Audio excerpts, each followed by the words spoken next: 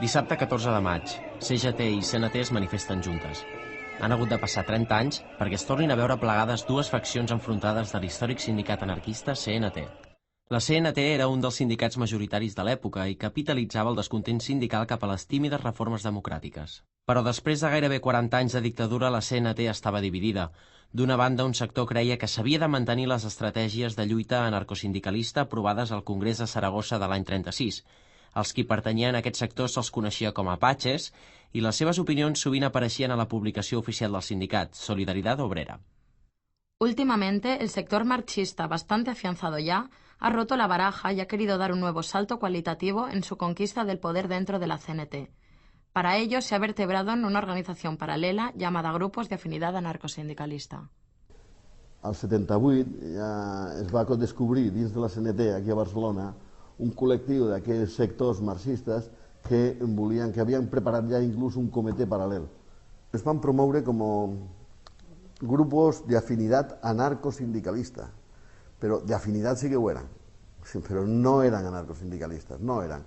Buscaven una altra cosa, eren més polítics. Aquests sectors disconformes apostaven per un replantejament de l'estratègia. Volien participar a les eleccions sindicals i formar part dels comitès d'empresa. La bicicleta era el seu òrgan d'expressió. La corriente inmovilista es sectaria, dogmática y cerrada, mientras que la corriente innovadora, a pesar de no ser homogénea, tiene como nexo de unión el replanteamiento crítico de todo. En aquell moment jo formo part, junt amb moltes persones, d'una cosa que nosaltres anomenem els grups d'afinitat anarcosindicalista, i això és utilitzat en contra nostra per altres sectors que estaven perfectament organitzats en falls i en coses per l'estil com a qüestió negativa i com a element de persecució. A part de les friccions internes, el 15 de gener del 1978, un grup de militants senatistes va llançar còctels Molotov contra la discoteca Scala de Barcelona, amb la qual la CNT tenia un conflicte laboral. 4 treballadors van morir. Tots s'havien afiliat de cop, sense idea, però que creien que la CNT, per allò que comptaven, que era un sindicat bastant seriós i que feia les coses bé, es van donar de baixa. Clar que va influir, molt va influir. Pensar que el mateix dia ja sortia la CNT allí, les banderes de CNT, con la imatge de l'escala. Internament va ser un fet encara més de conflicte, de la gent que va dir bueno, pues això només ho podem presentar com un atac a la CNT, com un atac per part del sistema, etc. Bueno, era bastant complicat que la gent assumís només aquest discurs. Aquestes tensions van desembocar en la convocatòria del 5è Congrés del 1979, on s'havia de decidir per quin tipus de sindicalisme volien apostar.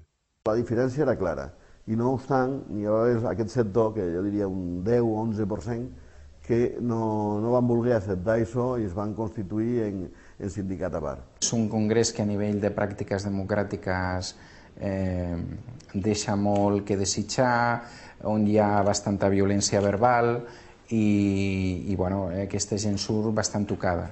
Quienes antes hubiesen defendido que no hubiese debates en el Congreso inician una serie de intervenciones incontroladas en las que, sin previa petición de palabra, exigen que el Congreso ratifique todos los acuerdos ideológicos del anterior Congreso.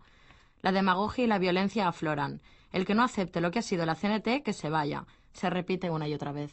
El Congrés és un congrés d'enfrontament directe i d'enfrontament de...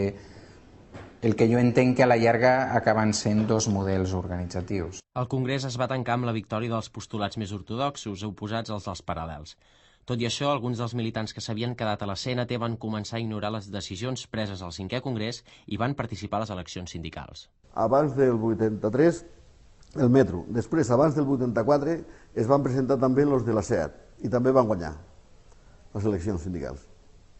Va ser això, i el que va donar força després per fer el Congrés d'Unificació al 84, que es juntaven tots. Fruit d'aquest Congrés de Reunificació en va sorgir l'actual CGT. Quasi la meitat dels militants de la CNT van passar a aquesta nova organització sindical. Els 30 anys que han passat des de la ruptura permeten fer un balanç de les conseqüències d'aquells fets. Actualment, tant la CNT com la CGT es troben en una situació minoritària. Aquesta decisió no només va afectar les dues organitzacions. No, ha perjudicat a tot el moviment anarcosindicalista, és clar que sí. Segur que sí. Les ruptures sempre provoquen situacions de tensió, desconfiança en els que no són de CNT i volen venir. Últimament estem aconseguint fins i tot convocar alguna vaga general conjuntament i alguna manifestació, però fixeu-vos tot el temps que ha passat, no? I continuant encara determinats recels o determinades coses per l'estil. Jo crec que s'ha pagat un preu important. Encara perduren en tots els sectors